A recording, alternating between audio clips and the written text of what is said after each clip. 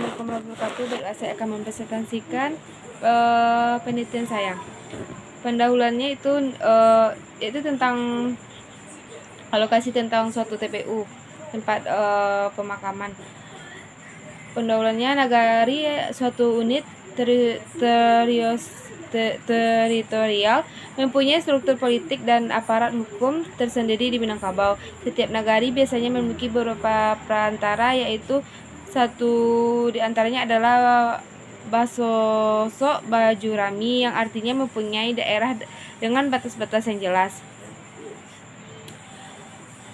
Pandan pekuburan dibuat oleh masyarakat nagari dengan cara bergotong royong. Artinya, sejak zaman dahulu setiap suku nagari di Minangkabau memiliki lokasi. Umumnya diizinkan oleh pemerintah Belanda beralokasi di konsentrasi di Gunung Padang. Perkuburan ini diutamakan untuk orang Tionghoa karena perkuburan Muslim pada masa itu, khususnya perkuburan keluarga terbesar dengan pengelompokan pinggiran kota Padang. Sepanjang Bungus itu terdapat beberapa perkuburan orang Turki.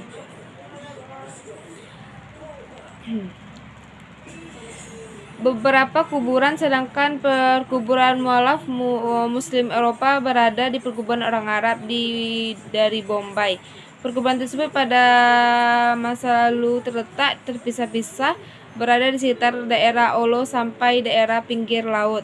Sementara itu, pemakaman tentara Taman Pahlawan Belanda ini terdapat di daerah Belatung atau Jalan Jenderal Sudirman.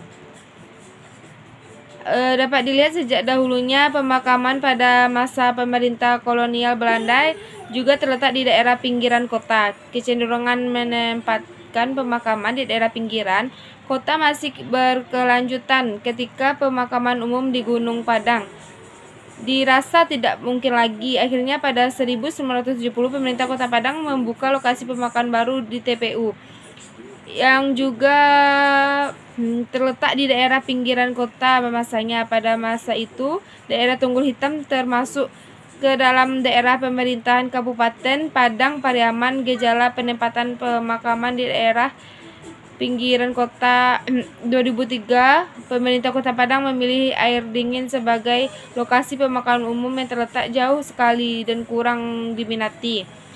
Pemakaman ini terletak di kaki pinggiran kota yang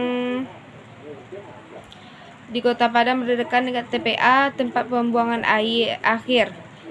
Seiringnya dengan pemakaman kota tersebut, tahunnya pemerintah mengadakan perluasan dan pembangunan ke kota menuju arah utara.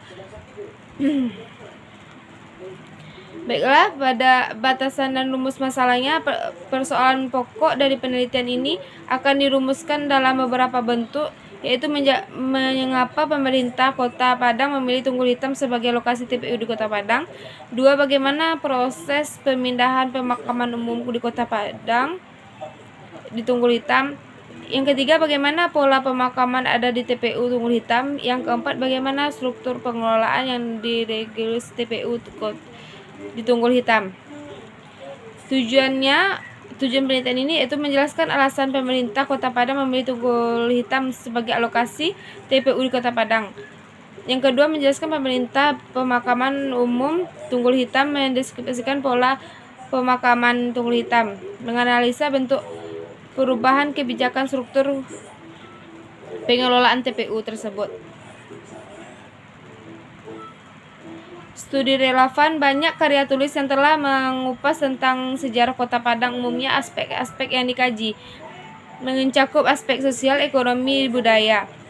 Terdapat pemakaman pribumi dan suku-suku lainnya berkenaan dengan TPU Tunggul Hitam. Buku ini hanya mengatakan tentang pemindahan perkuburan misionis.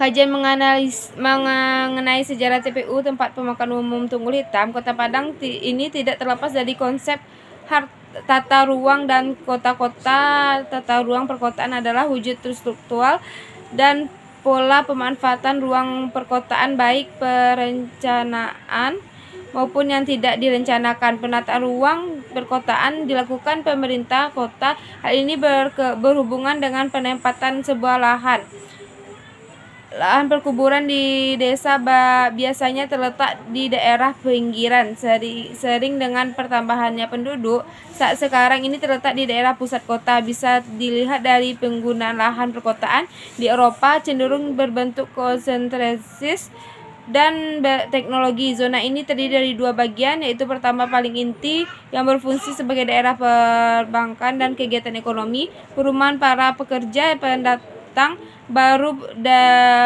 dari zona kedua.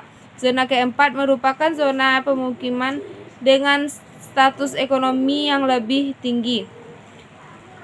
Zona kelima itu zona penglaju, merupakan daerah pinggiran kota yang mempunyai pemukiman yang berkualitas tinggi, berbeda dengan pola tata ruang di Eropa. Sekaligus menunjukkan sejarah kota itu. Padang pada masa kolonial memakai indikasi tata kota di dalamnya. Pertama, kondisi kota dijadikan sebagai tempat kegiatan perekonomian. Dari kedua kota tersebut, daerah pusat kegiatan pemerintah, pertumbuhan kota Padang menuju ke utara mencolok pada dua kegiatan perekonomian. Lokasi paling dekat dengan muara pelabuhan peruntukan khusus buat orang Eropa. Di lokasi terdapat ke barat permukiman masyarakat India.